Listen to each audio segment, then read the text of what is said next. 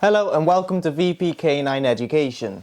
So in today's video we're going to be looking at the treat chase game phase number 1. So what I'm going to do is I'm going to show you a video of me doing the treat chase game with Loco, and I'll talk you through each step as they come up. So the first thing to note is going to be the fact that every game we play with our dogs, we start with the word ready and we end with the word enough, and the treat chase game is no exception to this. So start the game with ready and end the game with enough. That is important to note. Now the first thing that you're going to be doing in this game is conditioning your reward markers, so your yes and your get it. Ready? Yes. Get it. Yes. Get it. Yes. Get it. Yes. And as you can see from the video, all you're going to do in order to achieve this is simply say the word get it and then throw a piece of food in front of your dog for it to go and get.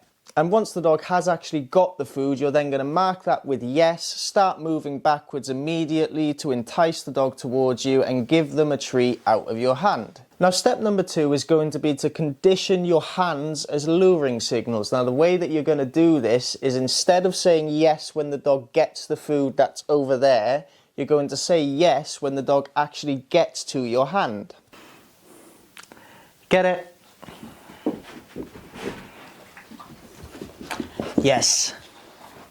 Get it? Yes. Get it?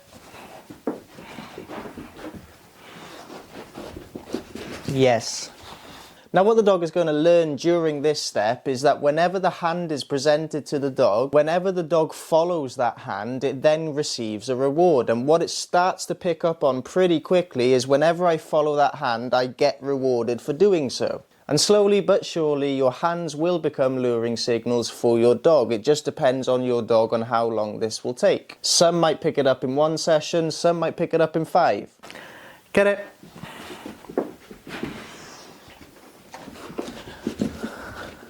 Yes.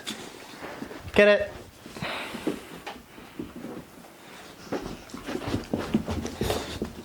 Yes.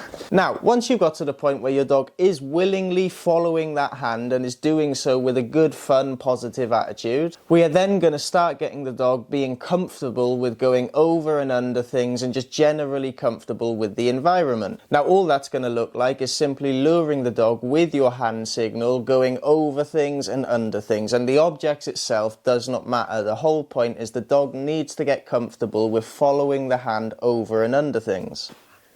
Yes, good job, buddy. Yes.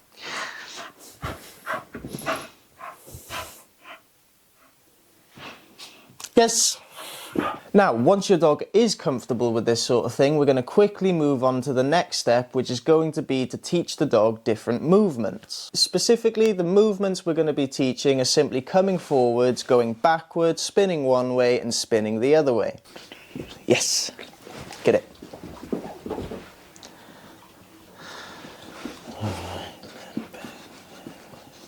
Yes.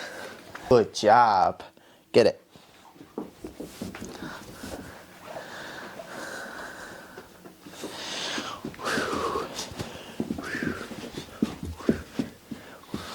Yes.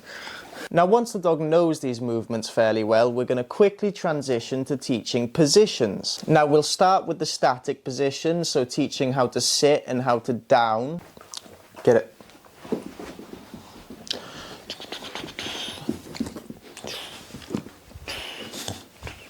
Yes. Before we then start teaching the active positions, okay, so the positions where the dog is going to have to move to stay with us. These positions include middle and heel. Good job, get it.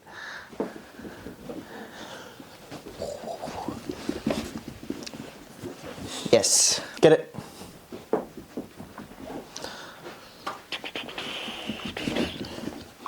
Yes. Now, once we've got to the point where the dog knows these positions fairly well, knows the movements fairly well, and is kind of anticipating the signal before it is fully given, so the dog's sitting before we get the chance to fully lure them into a sit, that's when we're going to start working on the lead pressure, so simply conditioning the lead to be a luring signal the same way we did the hand signal. But to keep it simple for you, all I want you to focus on is teaching the dog how to sit, how to flat, how to go forwards and backwards on a lead signal. And the way you're going to do that is by first applying the lead pressure in the direction that you want the dog to go. So if you want the dog to sit, you're going to have to lift the lead up above the dog's head slightly. And once that lead pressure has been activated, you're then going to just delay a second or two just to see if the dog responds before you give the lure. And assuming that the dog hasn't responded to the lead pressure, you're then going to give the dog the luring signal that you would have done with your hand. Now, one thing that's important to note here, guys, is the second the dog complies, the second the dog moves with that lure, you then have to drop the lead pressure. At the same time, you're going to have to mark that with a yes and reward your dog. Okay, so first we're going to put the lead pressure. Oh, yes, it is loose. Yes.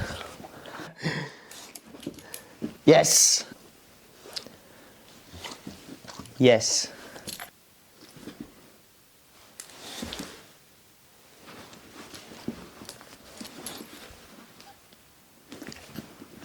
Yes.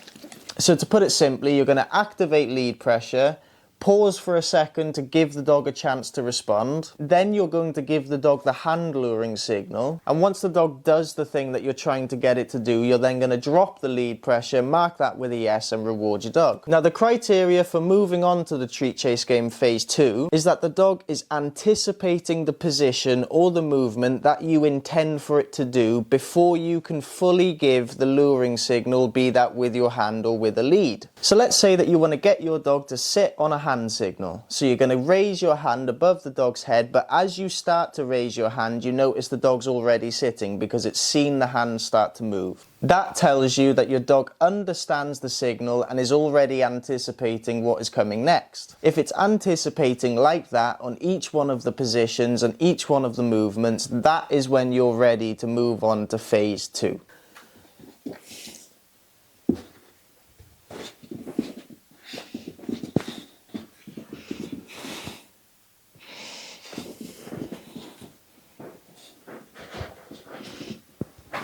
Yes. Thanks for watching, and I'll see you then.